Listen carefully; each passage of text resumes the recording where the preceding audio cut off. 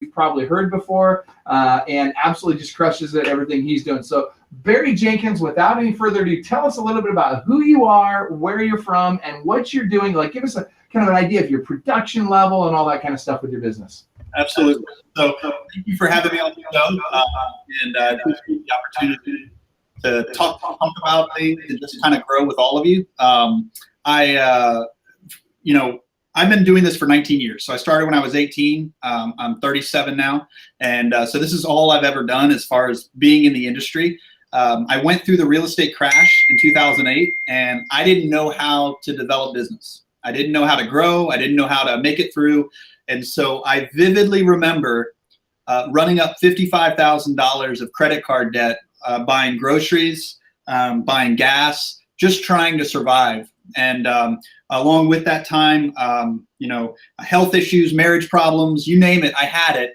And I never wanted to go back to that time. And so I never stopped selling real estate, but I did a few different things. And when I got another opportunity to hit it big, I hit it really, really hard. And I used some of the things that I learned in other sales industries and applied it to real estate. And, from my perspective, I like real estate because I'm able to have the quality of life that I want and not run around all day. And so for me, I think one of the reasons why I might be on the show today is I'm leveraging technology to grow a team. I started with, 4 years ago, I started with 2 part-time, a waitress, an appraiser, and a contractor. So I had 3 part-time agents. And I had to figure out how to not be a broker and have enough value for them to stick with me and to help them grow their business. And so I did that through automating lead conversion, automating lead gen, automating transaction management, automating post-closing follow-up, setting it up to where it's kind of on autopilot and I can scale. And now I've got 16 agents. I don't recruit. And we should do somewhere between 150 and 200 transactions this year. I did about 20 million over the last few months. And so last year I did 32 million. So it's on the upward trend. That's awesome. I got to tell you, that just sounds like an awesome joke, right? So a waitress, an appraiser, and a car salesman walk into a real estate office. Like, I don't know, it just sounded like a good. Yeah, no, it does. It does. It's a weird story, but it worked. What's interesting to me is that a lot of your team are brand new to the business. In fact, if I remember right, all of your team has been made up of people that are not already real estate agents when they come to your team. Is that correct? It was until just recently, and right now, just recently, 2 agents that had 10 plus years joined the team. But before that, I didn't hire with experience, and I didn't hire full time. And I always started with part time, only because I didn't want that burden on my plate of having to give them enough business to grow. I just wasn't interested in it. And I allow them to transfer. I call it the Career Changers program. And most of them have transferred over to full time, but they didn't start there. Okay. So that's really unique. Now, I want to make sure I remind everybody that's watching this right now, if you are on our Facebook page or in any other spot, you could be in our Facebook group watching this, make sure you're typing your comments real time into your screen, into that Facebook post, and we will do the very best we can to have Barry and the other coaches on the call answer your questions live real time. All right, so that being said, Brian, as Barry's coach, and which is really unique, we've got Brian is actually Barry's coach. And so Brian, Barry's business inside and out. What are your observations about his business, and what is it you feel he's doing well, and what are some of the things that you see as opportunities for him going forward? Wow. So Barry, you didn't know that you were going to get that fine tooth comb look for everybody to take a look at your business today. So here's the thing. I think you hit it on the head with Barry. Barry is very much, and honestly, he does some of this stuff even a lot better than I do. And, so it's great to know that people are out doing their things better. You can learn from them as well. But, I love the fact that Barry is finding a way, first of all, to bring value to every single person on his team. I see that over and over and over again, is find a way to bring more value. And the idea of a lot of the technical automation, and we all know that in 2017, we're a lot more techie than we were 10 years ago. But there's a fine line between taking tech and just saying tech replaces this and instead of just having a tech replace it. One of the things I see Barry do is using it for augmenting. So I really applaud him for that, and you know, moving forward, I think that's something that's really going to continue to help, and it's in the ability to experiment. You know, I know Barry, you A/B test a lot of stuff, and you know, and it's tough because you know that stuff costs money and it costs time and it's frustrating, and there's a lot of really cool things that come from it, but it's not something that you just go, hey, I'll just run this A/B test today and tomorrow I'll have all the answers. I mean, it's a lot of time, energy, and effort put in that, and I applaud somebody who's saying, you know, what I see about that is find a way to make it better, find a way to make it better, find a way to make it better. So, but I'm going to put you on the spot, Barry, because you talked about these part-time agents. So, you know, I know obviously you've just hired a couple of new ones that aren't part-time. I'd like you to talk about the pitfalls of it, because one of the things that I don't want people to think is that that's the A plan, and it may be the A plan for you, but you know, talk about things that are good and bad about hiring part-time agents for us, if you don't mind. I think that's an important thing for people to know. Absolutely, and that's actually something that you've been helping me with, because the part-time agent is not just part-time in the amount of time that they spend, but really they're part-time in the amount of dedication that they have, and so out of 16 agents, I really only have 7-ish that are producing well, that I can really invest in. The other 10, they aren't making me a lot of money. And so I've in my sessions with Brian, one of the things I've started to analyze is I appreciate the fact that I started with part-time agents, but that got me to where I am. But that's not necessarily what's going to take me to that next level, because I need more dedication. And so, you know, you take what you can get, right? I mean, that's kind of where it was at. When they started on with me, I had nothing to give them. They actually came on about 3 months before I was ready, but they were there, and I said, fine, let's just try it. But you know, the margins of some of the agents, I'm not making money off of everybody. And so that would be a huge pitfall. And then helping them convert. If they don't want to become full-time, you need to recognize that you're only going to get so much out of them. And so maybe they hang their license there, but that doesn't mean that I necessarily invest in 50 or so leads a month for them, because that's going to cost me a lot of money. Absolutely. So, all right, so I got to ask you, we got a great question from Chris Sins, who's one of our Club Wealth coaching clients. And by the way, remember, whoever asks the best question today is going to get 5 entries into the Hawaiian Vacation Giveaway Drawing Contest. Now, Chris asks, hey, I've got a part-time agent that reached out to me and wants to form his own team under my brokerage with a separate brand/logo. What are your thoughts on this? And oh my gosh, I know all of you are going to have some serious thoughts on this. So Bjorkman, hit that. I'm not interested. Well, owning a brokerage, first of all, is really important to me. I encourage and I want to hire agents that want to build teams and build their brand as well as our company brand. But if they're going to build a team under your name, that's an absolute no-no. We don't want to give the impression that we're giving our sphere of influence and past clients our business away, and we don't want to lose any of our branding. If I'm going to be encouraging, training, coaching, somebody on my team that has a team, they're still going to use Team Bjorkman no matter what. And if they do decide to go out on their own, you know, of course, we'll nurture that relationship and help them everything we can. But under my name, nope, it's my name. That's okay, guys. Brian, Barry? So, yeah, here's my thought on that. And my first thought is I don't have enough information, but I will give some thoughts on it, because how on earth, and, you know, Barry's built a team, Michael's built a team, Mike's built a team.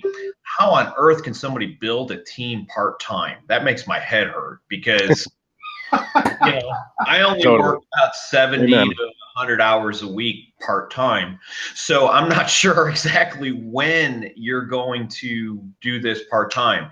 You know, it sounds like to me that what they're going to do is throw some people in your brokerage, call them your team, maybe buy them some leads, and then you wake up and then you as the broker are dealing with every problem, concern, and everything else that comes along. You know, Mike owns a brokerage. He can speak to this. Barry's involved in brokerage. He can speak to this. But agents come to your brokerage. The advantage of having a team is you've got a team leader who basically handles all the problems. And as a broker, you get insulated from that. But if you're a part-time broker, a part-time team leader, then basically your broker just inherited a big mess from best I could tell. Now, again, there's more information that possibly be there, but that's my thought along those lines.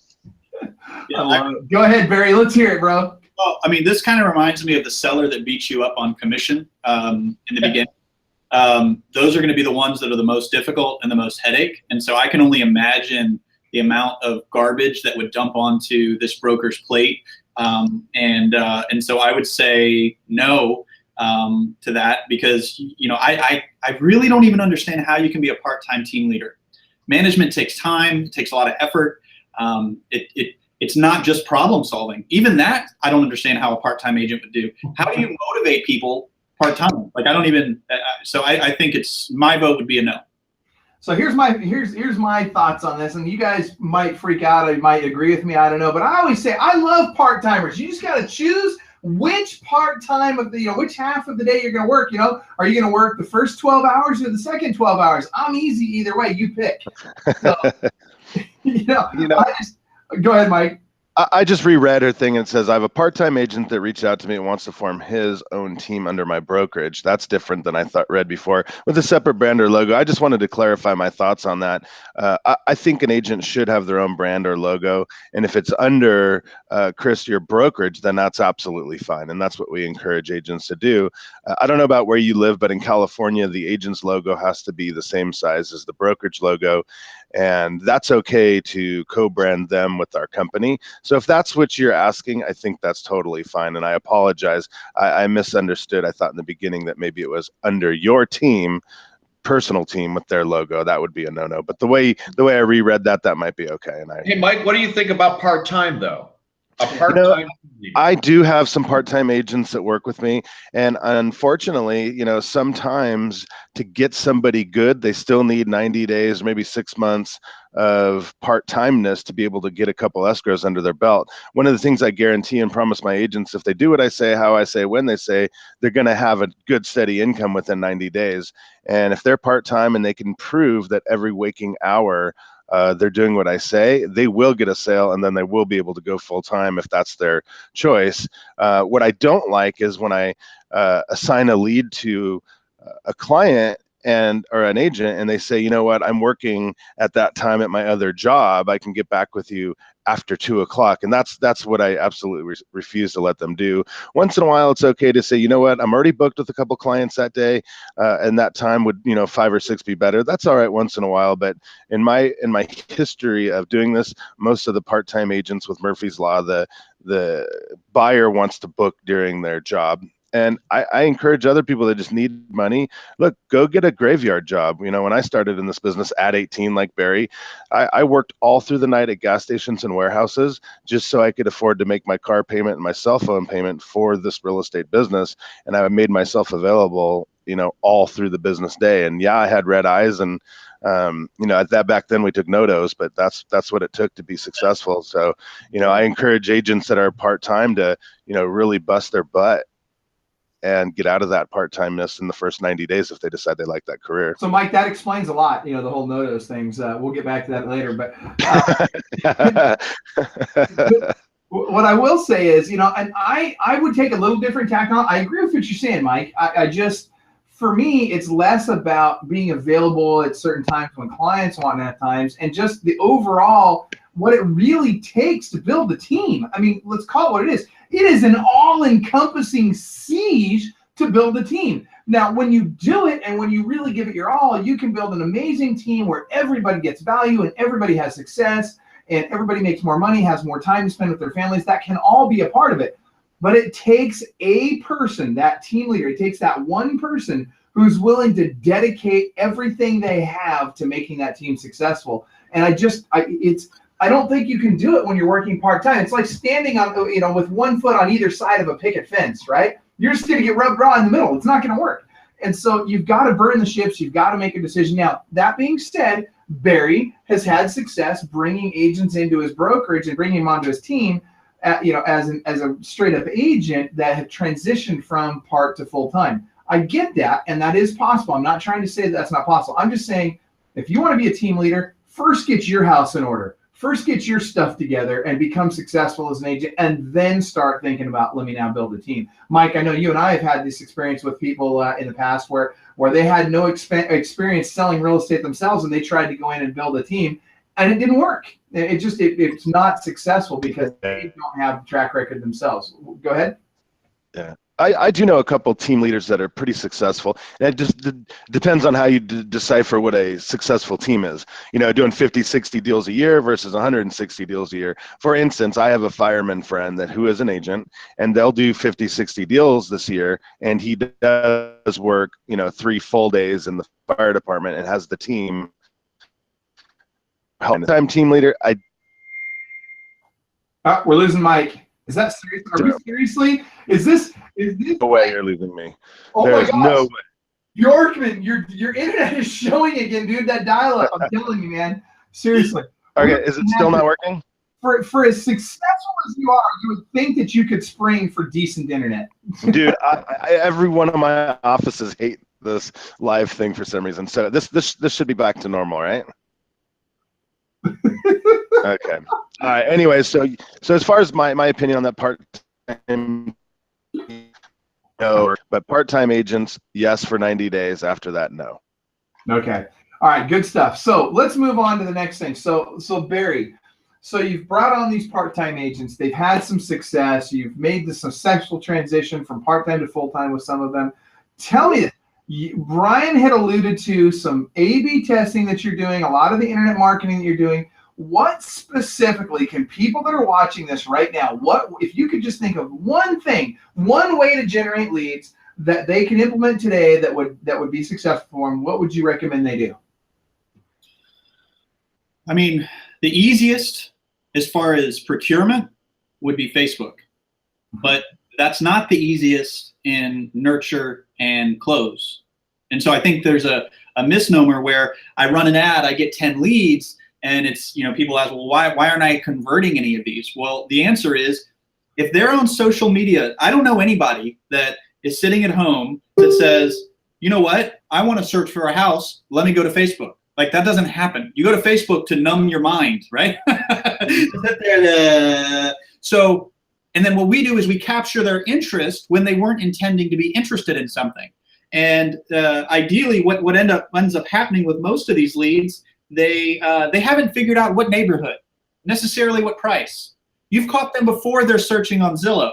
Mm-hmm. And so you have to be relevant and engaging for months at a time. And doing that is not necessarily the easiest thing in the world, because we have an expectation of as agents, when the lead comes in, call them and say, when do you want to go shopping? And they say, wait, what? I was just on Facebook. I don't know what you're talking about.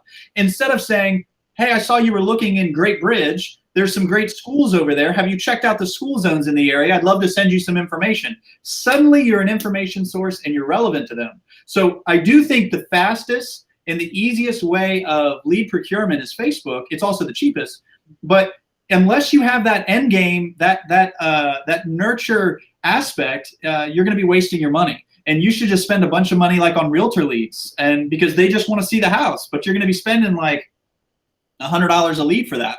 And that's hard to sustain.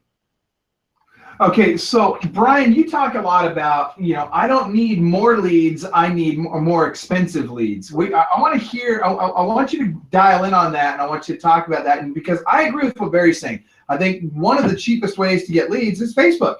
But to your point, you have to have a ridiculously aggressive and long-term nurture and follow-up program in place to get value out of those leads, and that takes a lot of effort, energy, and even dollars, and technology and systems in place. So Brian, talk to us about more expensive leads and why you like those. So yeah, that's actually, it's my goal to buy the most expensive lead I can. And it's kind of a running joke, but I really feel like too many people, and you see people all over Facebook groups and different groups, one of our friends, Tristan Ahumada, he talks about this all the time. He's down at $2.51 a lead. The truth of the matter is I don't want those leads. And that's no offense to Tristan. He does an amazing job with those leads and, selling stuff. But a $2.50 lead is probably not someone who's looking to go buy a house today. Now, am I willing to take that lead? Absolutely. It's just the understanding of what it is. So, for example, you bring somebody on your team and say, right, here's 100 Facebook leads in the first month. That person, if they don't understand what that's about, they're going to quit. because they called 100 people, and 50 of them told them, I have no idea why you called me, and 40 of them told you never to call you again, and the 9 of them told you that they're going to buy in 18 months, and then one guy said, yeah, I'm looking to buy in 6 months.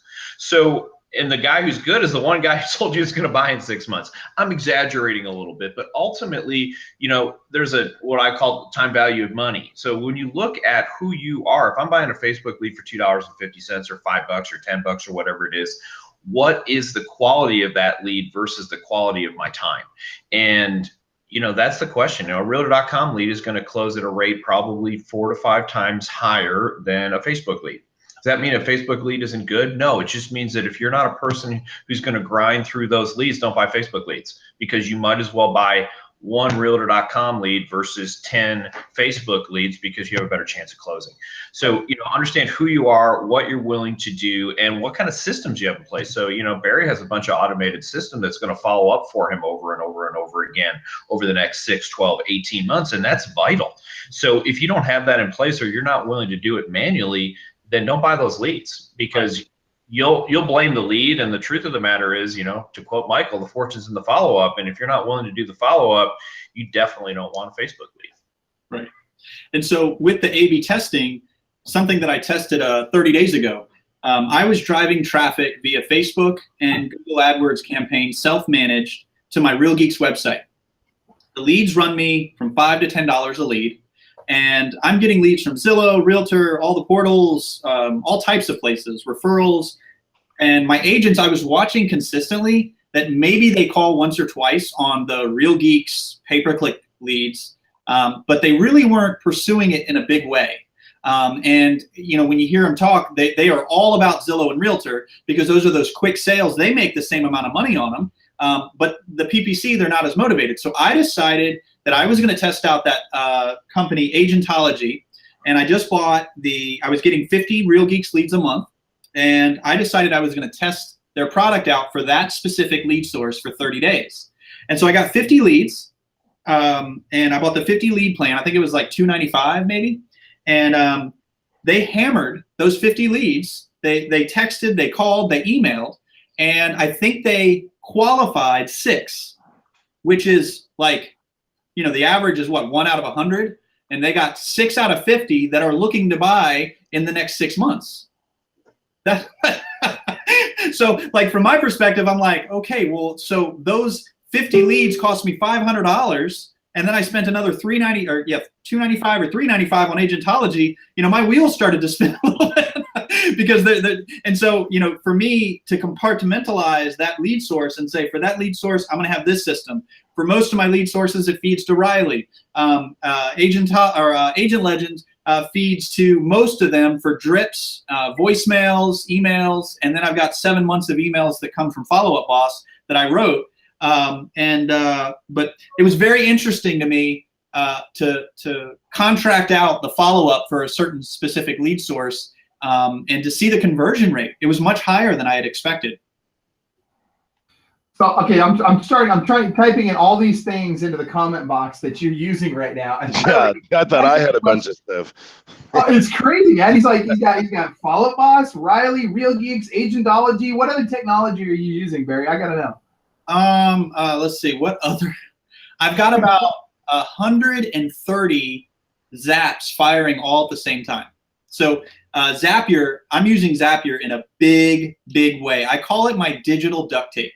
Like, it is my connector of all things, and everything is integrated because so Follow Up Boss has tags, right? So if I tag a lead with a certain phrase, I have Zapier constantly searching those tags, and if a certain tag fires, Zapier picks it up, and then it sends it to wherever I want, whether it's Agent Legend. Like, for example, if I have one of my agents has a buyer that closes, and they think it was a good transaction, they're going to tag in the Follow Up Boss review, and as soon as they do, it fires to Zapier. Zapier fires to Agent Legend, and that closing, they get a voicemail from me immediately that says, "Hey, this is Barry. We hadn't spoken recently, but I know you just closed on that house, and I wanted to reach out to you regarding a review. They're super important. It's how we gain our business. If you would give us the honor of giving us a 5-star review, we're going to give you a gift card for your time. Just let us know. And then 5 days later, Agent Legend sends a text message. And then another day later, it sends an email. And I was averaging maybe 3 to 4 Yelp and Zillow reviews a month. And we've doubled that with this process. So my agents are able to use it. And then if the lead responds to me, because the callback comes back to me, then I've got a template in Follow Up Boss. And all I do is I hit email, template, and then I select the template, and it sends them the lead and it instructs them. Here's a link to my Yelp search page, not my profile, because then I wouldn't get credit for it. Here's a link to my Zillow profile. When you give us the review, name, say Barry and team, because it's my profile. It wouldn't make sense to the audience otherwise. Let us know if you want a gas card or a Starbucks card, and then I send it off, and it's working really well. But that's an example of how automation is working really, really well to increase something that's important to me, which is my online reviews. So, okay, first of all, I'm still blown away with how much technology you're using. And I'm going to have to edit my comment because it's not, even though you're using, let's see, it's Follow Boss Riley, Real Geeks, Agentology, Zapier, Agent Legend, and Tinder. It's not Tinder, it's Match.com, right? Is that right? Not using Match.com. Michael's getting funny these days. I don't know, I'm not. I'm just saying. Anyway, that being said, so can we get? Go ahead, Mike. I just want to be a little more specific. We did 20 million in the last 90 days. What really caused that 20 million? Is there one thing that sticks out of your head? Two things? I know you're doing a lot of testing, but is there something you just said, wow, we bumped it? We did more than half of last year's production in the last 3 months. What are you not going to stop? What do you love? What are you like, whoa, that was interesting and cool, and we're going to continue that? I couldn't scale because I was predominantly buying Zillow and Realtor leads, and they're great, but they're really expensive, and it was hard to get a return on investment. So I kept my team small, and I was actually turning people away. I was because I couldn't buy enough leads to make it worth my time. And so go ahead. What kind of budget are we talking for that period? So I'm not a broker, and so my broker is going to get a cut of everything that I produce. And so we were spending about $15,000 a month just on the portals. And so then, you figure my agent sells the house, I split the commission with them, I split the commission with the broker. It was hard for me to spend that type of money and make a lot. And so it wasn't interesting to me to grow big. But then when I bought the Real Geeks website, and I saw how easy it was to drive traffic to it, and the fact that it converted very well, I just started to realize that I could change things up and get leads from multiple places, not have all my eggs in one basket, and really started to play with it. And one of the things I realized was I'm really good at getting inside the head of a buyer or a seller. I can go there and look at the ad from their perspective, and I realize not everybody has that natural bent to see it. And so Real Geeks is like a do-it-yourself ad campaign. You've got where they land, but you got to do the rest. And so for me, I was able to exercise a gift I didn't know I had, which was getting inside the head of a buyer or a seller and run ads that would increase conversion. And the ROI is so big that I was able to scale up and down accordingly. Brian knows, I think last month or 45 days ago, my agents were drinking from the fire hose. They were each getting 75 leads a month. And I was like, oh, forget it. And so I decreased my AdWords budget for Real Geeks. I didn't run any Facebook ads for a month because they were busy doing other stuff. But it's just great that you can turn it on and turn it off. So I would say that I diversified, and I used creativity to get inside the head of buyers and sellers. How many people live in your town? I mean, it's Hampton Roads. I don't even know, but it's a lot. It's 100,000, 200,000. I don't know. We have the largest military base, Navy base in the world, in Norfolk. But that's really bad. But it's a big city. I mean, it's really big. Let me look. Hampton Roads. Do you associate much of your branding with your Facebook and pay-per-click in the last year or so that has almost doubled your business too? Or do you say it's just straight converting and buying leads? I think that the branding helps gain trust, but it doesn't win the business. So it's definitely a plus, but I don't weigh any branding in a super heavy way. I mean, the brand from a franchise perspective, Better Homes and Gardens evokes trust, in my opinion. And then the teams, the name is Friends in Real Estate, and that's the whole vibe behind it is we're trying to treat others the way we want to be treated. It works. Powerful. Okay. So we have got 1,700,000 people in Hampton Roads. Okay. Wow. So we got a couple other questions for you real quick before we forget Barry. First of all, Tyler Nash says, Barry is a wizard. Yes, we agree. He is the wonderful Wizard of Oz. Just don't look behind the curtain. You might not, might be surprised with you. I'm just joking. Tyler's actually, he's on my team, and he was a waiter. He was one of the part-time agents. And if Tyler, I think will ratify 26 or 27 contracts this year. Way to go, Tyler. He was a waiter for 10 years, and now he's his own business owner. I'm talking to him about management. I mean, he's killing it right now. Good for you, man. That's awesome, Tyler. Glad to hear that. Glad to have you on the call here today, by the way. We appreciate you sharing and commenting and listening in. So next question we have is from Kristen Kalski. She wants to know, what's the best lead source for a newer agent under a budget looking to build my business and a team? Okay. Well, I would answer. Well, does anybody else want to? That's for you, Barry. Hit it. You start. So Barry, please answer that. She works with me, and she's a really good agent. She's motivated, and she does have a budget. So that Real Geeks thing that you were talking about was sounding more and more like a good fit for her. Is that something you'd recommend? Yeah, I mean, here's the thing, though. It really is do it yourself. So if you call them and say, I'd like to buy your website, it's like $200, $300 a month, which is great, but it's not a website. Like, you have to put it together. And they do have a third-party vendor. It's rgsitebuilder.com, and they have like a $500 and $1,000 package. They can put it together for you. And so, yeah, I think from a website perspective, it converts really, really well. And then you just have to think about how do you want to drive traffic to your website. So if you spend $300 a month with Google, you get a Google advisor. Now, this is not as good as a PPC manager, hiring a firm to manage your keywords. But I mean, it was okay. I mean, I was able to spend $300 and I was getting $10 a lead. So I was getting about $30 a lead. So I would answer your question with a question. If you ask me what is the best lead, I would say, what do you mean by best? Is it quantity? Is it quality? Is it cost per lead? Is it timing? Because the cheaper the lead source, in my opinion, the longer the rate of conversion and nurture it's going to take. And you're going to get frustrated by that because you're not going to see money until 4 to 6 months until after you procure the lead, generally. So as long as you're willing to work 4 to 6 months, you generate business, you nurture it, you grow it, and you work for 4 to 6 months, I would say that any PPC, Facebook, Google, Bing, any of that stuff would probably be the best bet. And Real Geeks is a super expensive way to do it.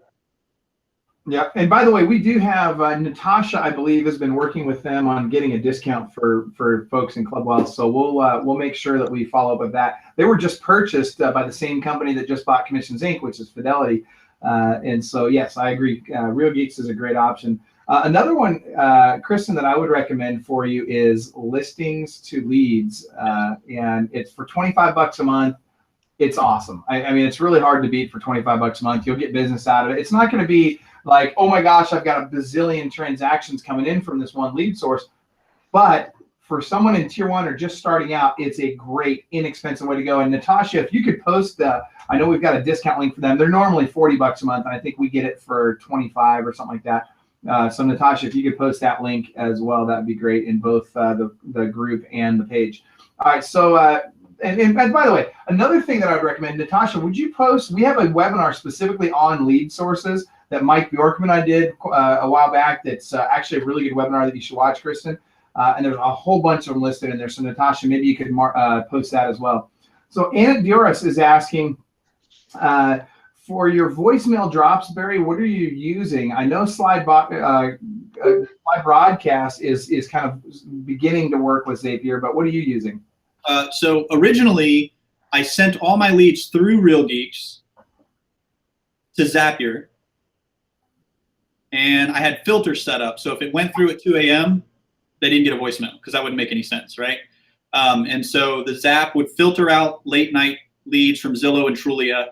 But each lead source has its own voicemail. You can do that through Zapier.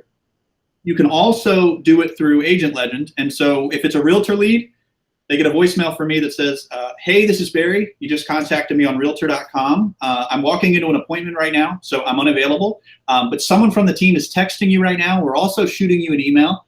I'm sorry if that's annoying. We don't know the best way to reach you, and we want to make sure you're getting taken care of. You can also call me right back. If I'm available, I'll answer. If not, leave me a message. I'll get back to you as soon as possible. I'll tell you, I do have people call me back from that voicemail. And I think agents, we get a warm fuzzy because a voicemail is being left. But without a doubt, the text in the email that goes out from those internet leads has a much higher conversion than any other method of engagement. Because the text in the email is property specific. The email subject line says, you want to see the inside of 123 Smith Street. You contacted me on lead source about 123 Smith Street. When do you want to see the inside? You know, when it's about a house, focus on the house. Don't, you know, I'm irrelevant. But so those are the two main ways we reach out. So, Brian, you and I talk about this a lot too. Like, a lot of people are the sales prevention team when they get a lead, right? Like, they try and make them jump through all these hoops, and it's all about, you got to get pre-qualified. And if you're not already approved to the lender, I'm not going to waste my time with you and all this. And I hear a lot of broke agents saying things like that. But Brian, I want to hear your thoughts on that conversion process, because Barry, I agree with you. I think that, you know, we see about 50% greater conversion from attempt to contact with text versus a phone call, for example. But Brian, you've tested this and worked at 6 Ways to Sunday. Talk to us. So there's a couple of things, and you know, Michael, you know who Ben is, and so I've been talking to Ben about this. And a very interesting thing that is occurring that we're learning. I'll tell a little quick story, but a guy on my team started slide dialing every person that he was going to call 2 hours before he had called them. And I was like, okay, why on earth does that work? The guy went from never closing a transaction. That's not true. He closed one transaction before I joined our team. Started doing this slide dial, then calling thing. And he all of a sudden was the guy who had the most transactions on our team. Had 3 in like a week. I was like, what is this about? What is this about? So a couple of interesting things that happened. So I was talking to somebody, guy who runs a big call center, and I said, why on earth would this matter? Because I can call and leave a voicemail. That doesn't seem to help. As a matter of fact, if I call back again, it often makes people angry. So there's a thing that he deemed as call awareness, which I'd never even thought about before. But if I look on my phone and I see a voicemail and I listen to that voicemail, and most people will listen to their voicemail, and then that same person calls me later on in the day, there's a better chance that I'm going to answer the phone. So I thought that was a very interesting thing. And, you know, I think about people, I know lots of people who will not answer their phone. I'm not talking about real estate agents, but will not answer their phone from an unknown number. I mean, I know tons of these people, and now all of a sudden you're actually becoming a known number. So there's actually a possibility they might answer the phone. Now, again, I'm not a fan of that on the front end. What I mean by that is I want people on the front end to get a phone call. So for example, I buy realtor.com leads that are, you can buy them for half price if you're willing to compete with another agent. I buy all of mine half price, and I demand that my agents call them all in the first 30 seconds because I feel that the other competition will wait 5, 10, 15 an hour. I feel like I'm going to get a better ROI on that, and I'm willing to pay half price to take that risk. But again, I need those people to be called right away.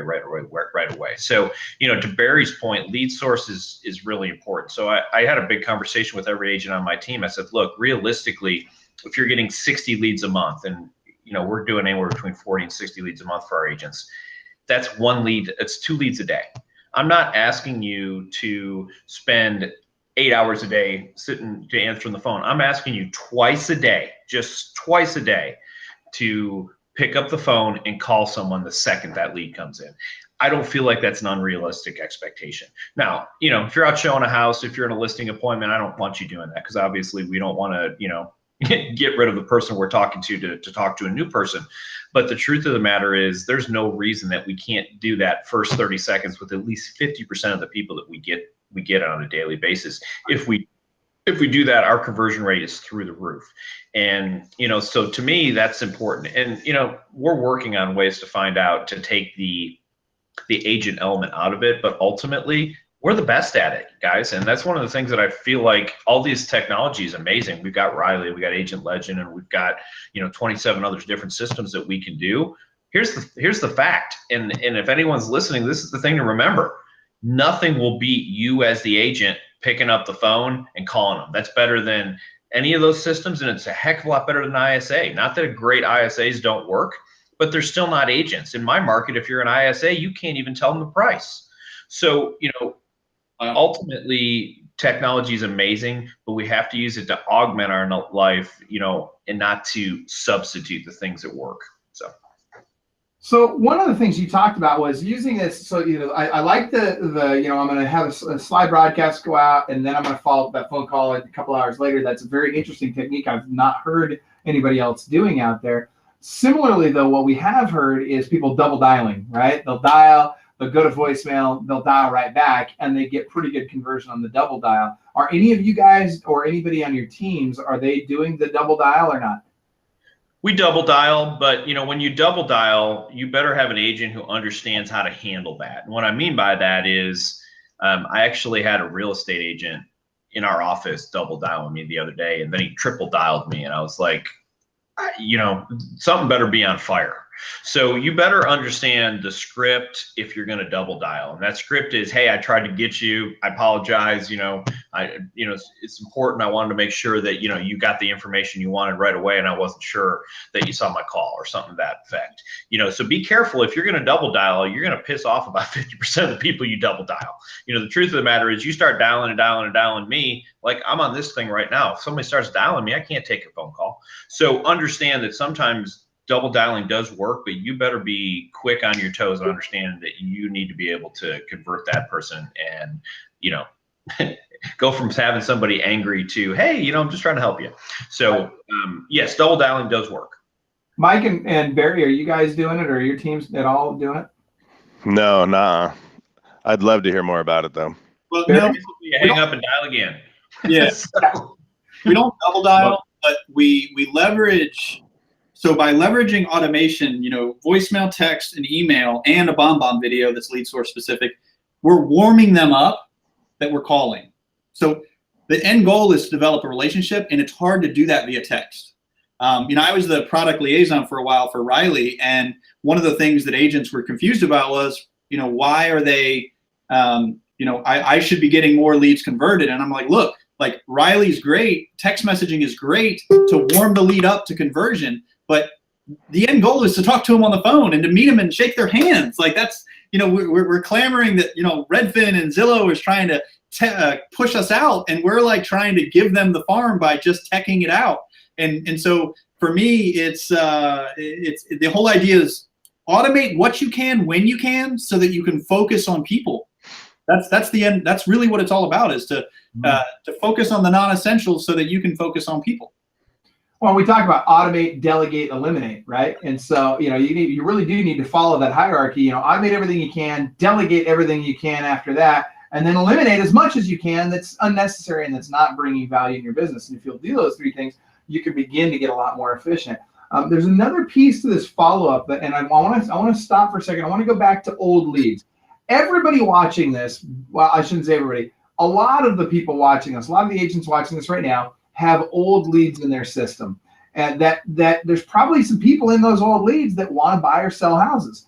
So what I'd like to know from you guys, and I'm first I want to hear from Barry, then Mike, and then I want to hear from Brian, because I love your strategy, Brian. But I want to hear what each of you are doing on following up with older leads. Barry. So when my agent isn't excited about a lead anymore, and they followed up for 2 weeks, and now they look at it in the CRM and they're like, ugh, whatever that gauge is, they're going to mark it cold in Follow Up Boss. As soon as it's marked cold, it fires to an Agent Legend campaign of voicemails, texts, and emails from me approaching the fact that they were once an inquiry and now suddenly we lost them. And so I have specific scripts, and it goes for 4 months. And we have closed sales as a result of that cold campaign. People call me back, they text me back, and they say, "Oh my gosh, thanks for reaching back out, Barry. I was in a lease, I'm ready to go now." And I think we closed the other day, we closed a $300,000 new construction. It was a 6-month-old Zillow lead. The guy was in a lease for a while. But one of the things, when I started doing this cold lead campaign, I had a high percentage of leads responding back saying, "We already bought, but thank you." And so that's actually why I hired an ISA for Nurture. And that Nurture ISA, all they do all day long is call old leads, and they are reviving a bunch of business. And so I'm like, that was over the last 60 days. That's something that Brian actually helped me with, is to look at that topic in a big way. And it's already bearing fruit. So I'm super excited about it. Mm-hmm. That's huge. Bjorkman.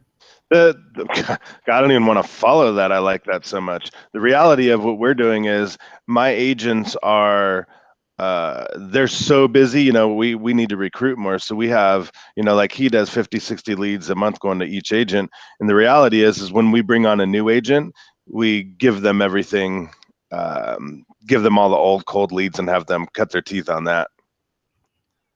Okay.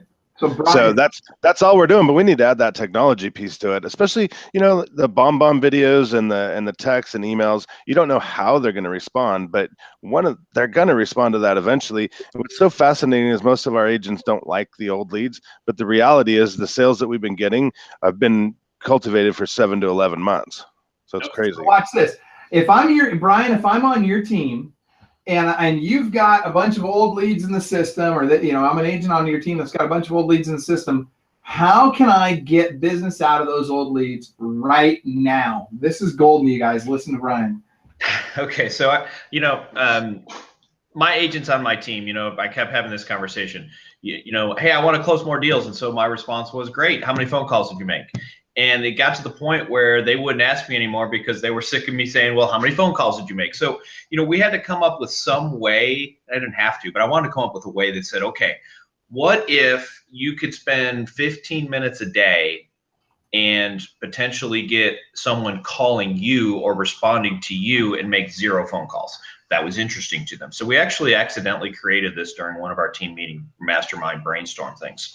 So we do this: grab 90 leads out of your system, whoever you are, Agent A.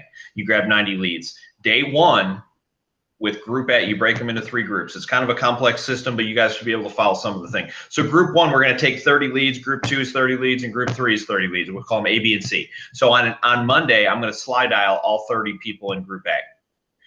On Tuesday, I'm going to send those same 30 people a video text. And then on Wednesday, I'm going to send those same 30 people what we call a value add text. And that can be, "Hey, here's our VIP buyer program," or, "Hey, text back to us to get a free home warranty," or, whatever you want it to do, just have some value add. And if I do that with Group A on Monday, Tuesday, and Wednesday, I'm going to do that with Group B on Tuesday, Wednesday, and Thursday. And then I'm going to do it with Group C on Wednesday, Thursday, Friday. Short version of what's going to happen is I'm going to reach out to 90 leads a week they're going to get 3 contacts. So I'm going to have 270 contacts a week without dialing the phone. And if you don't get, I tell people, if you don't get a half a deal a week out of that, you're not doing it right. Because if you think about it, you're actually on a monthly basis reaching out to about 400 people, assuming there's about 4.25 weeks in a month. You're reaching out to 400 people a week who haven't had contact. So that can be an amazing way to go just revive these leads. And you don't have to dial the phone. Everyone's sick of, well, how do you close more deals? Well, you just call more people, call more people, call more people. But, we're not all phone warriors. And if I had people who were all phone warriors, that would be a different thing. That's just not what people are excited about. Not that we don't do that stuff, but I'm doing this with old leads that are just basically inactive. So why not reach out to these people and do this? You're going to get people who are going to respond back to you, and it's real simple. Hey, I just want to know if you're still interested in go take a look at the houses this week. That's it. That's the script, and do it with a video text, do it with a slide dial, and then do it with a VIP buyer text. So it's amazing the amount of activity that you can get with that. And, you know, Slide Dial, if you want to use it, I'm not talking about Slide Broadcast, you can pay 10 cents a lead or 10 cents a drop, if you will. So if you did it with 90 people a week, it costs you $9. You can do it manually too, but it's faster if you just pay the $9. So, and first of all of that is very valuable. That's freaking huge, you guys. Like, if you, and again, we're just talking about reviving old leads, and it's so easy to do. And I'll be honest with you guys, I think a lot of the best leads are the older leads for reasons we've all talked about a little bit here, because they're just not far enough along in their process yet to be ready to buy. But they've raised their hand. They've said, I'm interested in being in this area or in this, you know, whatever. I'm interested in buying or selling or whatever. It's going to come down to who follows up with them the most. Think about this. You go to Nordstrom's to buy a pair of shoes, right? You walk in, so a salesperson runs up to you. Hey, can I help you? What's the first thing you say? Nah, no, I'm just looking. It's okay. Right? And Bjorkman knows. He's in there all the time. So totally. I'm like, go away. You're expensive. But then all of a sudden, Mike finds that awesome pair of Bruno Malleys or whatever, Louboutins or whatever it is Mike wears. And he's like, dude, I got to have this shoe. So what does he do? Does he run all the way across the store to the guy that just ran up to him and said, hey, can I help you? Or does he grab that salesperson that's right next to him? Closest person. Absolutely. And so you're going to grab that person that's easily accessible to you in the moment that you have the need. And that's what we have to be to these leads, you guys. And we're only going to be that person if we're consistently following up with them. And I like to call it pleasantly persistent. So we're going to be pleasantly persistent over a long period of time. And when they are ready, we're going to be there to take care of them. Now, to Brian's point, my favorite piece of what Brian is doing in that system is the text message. It's the video text message that goes out. And Brian, you have had multiple times agents on your team that have implemented the video text message to old leads. Tell us exactly what they sent one more time and exactly what their response has been. So my easiest example is one of the agents on my team was paranoid. I don't want to do it. I don't want to do it. I don't want to do it. So I was like, look, just do it. So she sent out 58 text message or video text messages. She got 12 responses. 2 people wanted to go look at houses. And it's just a simple text. And it's a video text. And what's a video text? I get this question all the time. How do I do a video text? Guys, I'm not making this complex. Hold your iPhone, hold your Android in front of your face, hit record and say, hey, this is Brian with Curtis Realty Group. I just wanted to follow up with you and see if you're interested in taking a look at some houses this weekend. Let me know. That's the entire thing. If it's longer than 15 seconds, you messed it up. If it's all super professional, you messed it up. Just hold your phone in front of your face, say some stuff, be a real person, and that's it. And, you know, people have made this into somehow this uber complex process. You know, I got to go and be perfect in this and that and the other. And, you know, Michael and I talked about this, and we talk about it all the time. Perfection keeps you from being excellent. So just do it. You know, the Nike model, you know, rarely have people failed because they just tried too hard, but often people have failed because they're trying to be perfect.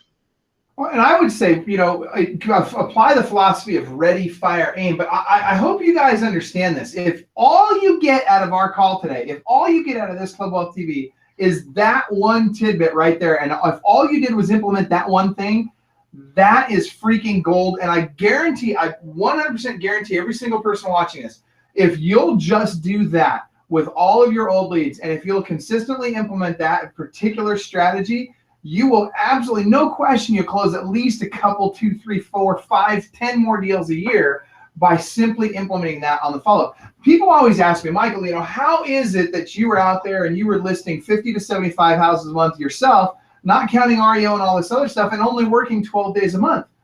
Because I didn't screw around, you guys.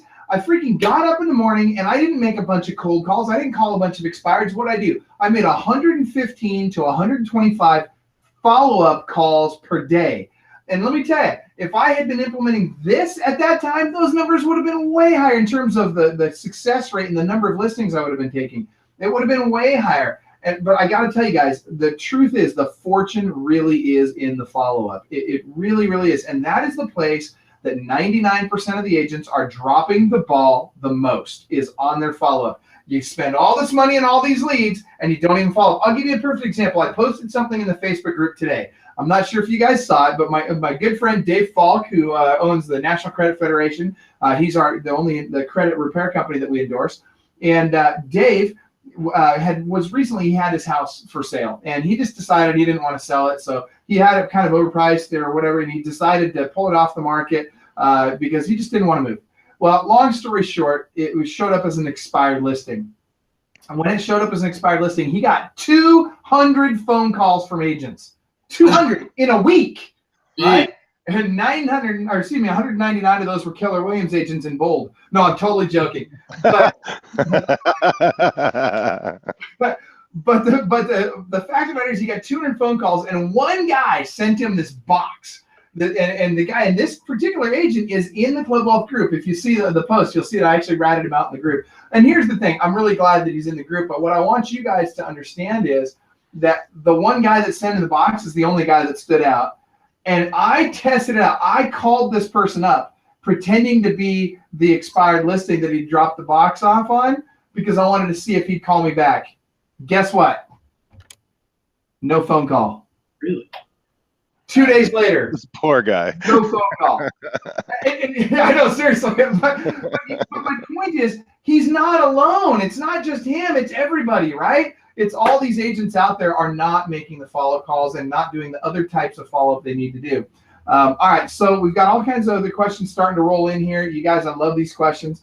Let me make a point, Michael. This is important. I think I try to tell this to my agents all the time. Now, as the broker, owner of several companies, I get sales calls all the time, right? So the most recent ones that I can think about are people trying to sell me corporate health insurance, the girl that does my 401k, my termite company, believe it or not, one of the insurance agents we partner with. Now, I'm a busy guy. I don't answer my phone unless I know who it is. They call me 6, 7, 8, 9, 10 times before I finally meet with them. And it has nothing to do with anything except I'm just extremely busy. But at 10 times, I know their name. For some reason, they start to build trust with me. I appreciate the fact that they're following it. That means they're hungry, and they're probably not going to drop the ball after I hire them. So as I look at these people in my life right now and look back, these people are the ones that followed up relentlessly, and you called that pleasantly persistent, I think, which yes. I'm stealing the holy moly out of that today. That's awesome.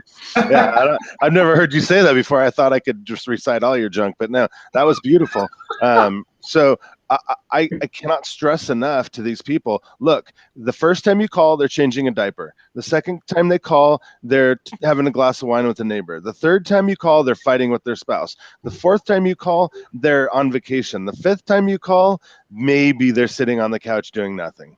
And you get them that time, and we even had, Tammy has reassigned leads in our database to different people, and it'll say in the notes, this guy's the worst, meanest guy in the world. And then somebody else will call and say, what a pleasant guy, and got an appointment. So that follow-up, I just can't stress enough. Just because they don't call you back, just because they, aren't ready today, doesn't mean they won't appreciate that.